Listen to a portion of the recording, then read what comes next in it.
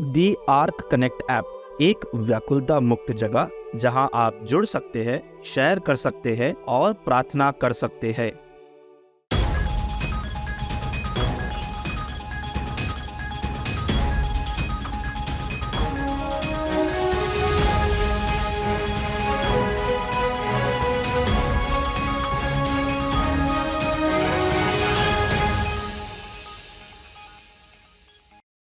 विश्वास से भरी बातचीत के लिए इंजीलवादियों को तैयार करना।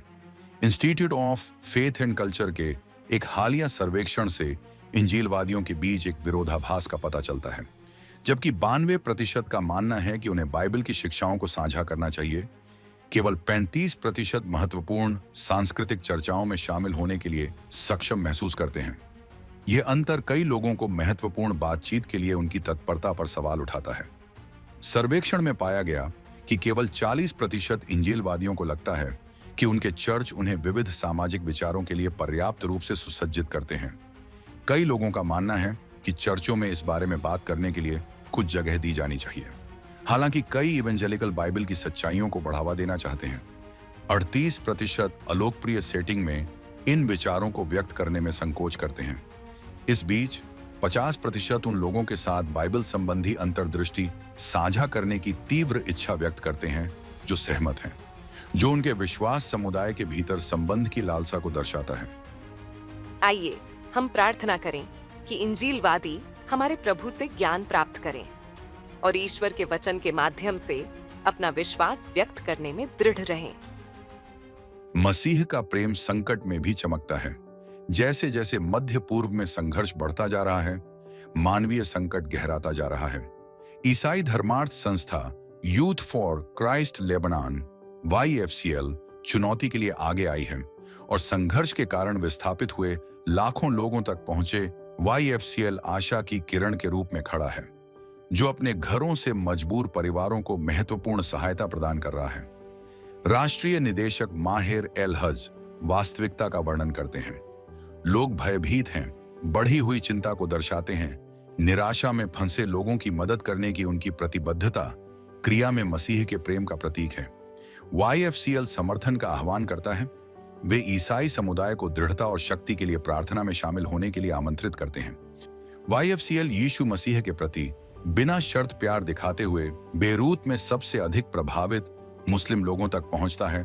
YFCL समर्थन का आह्वान करता है। वे ईसाई समुदाय को दृढ़ता और शक्ति के लिए प्रार्थना में शामिल होने के लिए आमंत्रित करते हैं। उनका हार्दिक मिशन अंधकार में प्रकाश बनना है, जो विनाश के बीच मसीह के प्रेम को दर्शाता है। आइए हम लेबनान में बढ़ते संघर्ष के कारण विस्थापित हुए लाखों लोगों के लिए प्रार्थना करें। प्रभु यीशु पीड़ित लोगों को आराम, सुरक्षा और आवश्यक संसाधन प्रदान करें। आइए हम लेबनान के ईसाई युवाओं के लिए प्रार्थना करें कि वे इस कठिन समय में ईसा मसीह के प्रेम को अपनाएं। सांस्कृतिक शत्रुता ईसाई आस्था को निशाना बनाती है। ऐतिहासिक कानूनी स्वतंत्रता के बावजूद पश्चिम में ईसाई विरोधी भावनाएं बढ़ रही हैं। सहिष्णुता की वकालत करने वाले समूह अक्सर ईसाइयों के प्रति असहिष्णु होते हैं और हाल के सांस्कृतिक बदलाव जैसे सार्वजनिक कार्यक्रमों में आक्रामक प्रदर्शन ईसाई आवाजों को चुप कराने की दिशा में एक खतरनाक प्रवृत्ति को प्रकट करते हैं। अमेरिकी इतिहास पर ईसाई धर्म का प्रभाव कम होता जा रहा है। क्रिटिकल रेस थ्योरी के साथ संस्थापक पिताओं को चुनौती दी जा रही है और ऐतिहासिक स्मारकों को नष्ट किया जा रहा है। अमेरिका की नैतिक नींव को उसकी ईसाई जड़ों से अलग करने का प्रयास किया जा रहा है। समलैंगिक विवाह, गर्भपात और लिंग पहचान अधिकारों को बढ़ावा देने वाले कानूनों ने ईसाइयों के प्रति शत्रुता बढ़ा दी है। कनाडा जैसी कुछ सरकारें पहले से ही ईसाई दृष्टिकोण को घृणास्पद भाषण का लेबल देकर चुप करा रही हैं, जिससे बढ़ते उत्पीड़न के बारे में चिंताएं पैदा हो रही हैं। ईसाइयों को पारंपरिक मान्यताओं को बनाए रखने के लिए मीडिया, कार्यस्थलों और सार्वजनिक स्थानों पर बढ़ती चुनौतियों का सामना करना पड़ता है। फिर भी इन अशांत समयों में ईसाइयों को विश्वास में दृढ़ रहने के लिए कहा जाता है। यह विश्वास करते हुए कि मसीह की सच्चाई प्रबल होगी, भले ही पश्चिम धार्मिक स्वतंत्रता के प्रति अधिक शत्रुतापूर्ण हो। पश्चिम में उत्पीड़न का सामना कर रहे ईसाइयों के लिए प्रार्थना करें कि वे अपने विश्वास पर दृढ़ रहें। आइए हम ईश्वर से बुद्धि और साहस की प्रार्थना करें, क्योंकि वे सांस्कृतिक, कानूनी और सामाजिक चुनौतियों का सामना करते हैं। शत्रुता पर काबू पाने और अपनी धार्मिक स्वतंत्रता की रक्षा के लिए ईश्वर की सच्चाई पर भरोसा करते हैं। आस्था और आराधना में एकजुट महिलाएं। पूर्व महिला मंत्रालय विशेषज्ञ एंड्रिया लेनन के नेतृत्व में अरकानसस बैप्टिस्ट महिला सम्मेलन के लिए सैकड़ों महिलाएं फर्स्ट बैप्टिस्ट चर्च बेंटन में एकत्र हुईं। एक रात पहले लेनन और उनकी नेतृत्व टीम ने प्रत्येक सीट पर प्रार्थना की, जिससे इस कार्यक्रम के लिए आध्यात्मिक रूप से उत्थानकारी माहौल तैयार हुआ। जैसे ही सम्मेलन शुरू हुआ, नेताओं कोरी और स्टेफनी एप्स ने हवा को प्रशंसा से भर दिया, जिससे महिलाओं को एक शक्तिशाली प्रशंसा अनुभव में शामिल किया गया। पैटी स्नोडेन जैसे उपस्थित लोगों ने पुराने दोस्तों के साथ फिर से जुड़ने और एक साथ प्रशंसा करने, समुदाय की भावना पैदा करने और साझा विश्वास पर खुशी व्यक्त की। इस वर्ष के सम्मेलन का विषय था यीशु का अधिक और मेरा कम, जॉन 3:30 पर आधारित था।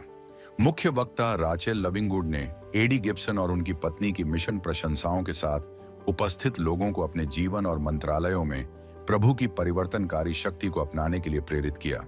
जैसे ही दिन समाप्त हुआ, लेनन ने अरकानसस बैप्टिस्ट के साथ 10 वर्षों के बाद लाइफवे के साथ अपनी नई भूमिका की घोषणा की और सेवा करने के अवसर के लिए आभार व्यक्त किया। उन्होंने महिलाओं को अपने विश्वास में बढ़ते रहने के लिए प्रोत्साहित किया और उन्हें याद दिलाया कि ईसाई जीवन का सार अपने सभी कार्यों में ईसा मसीह को प्रतिबिंबित करना है। 2025 अरकानसस बैप्टिस्ट महिला सम्मेलन 20 सितंबर को निर्धारित है, जो अरकानसस की आस्थावान महिलाओं के बीच निरंतर आध्यात्मिक विकास और संगति का वादा करता है। आइए हम उन महिलाओं के लिए प्रार्थना करें जिन्होंने मसीह के बारे में अधिक और मेरे बारे में कम की परिवर्तनकारी धारणा को अपनाया है। परिवर्तन की इस लहर को दुनिया के अंत तक फैलने दें। हम इसे रे ऑफ होप क्यों कहते हैं? क्योंकि हमारा मानना है कि प्रार्थना इस अंधेरी दुनिया में आशा की किरण है।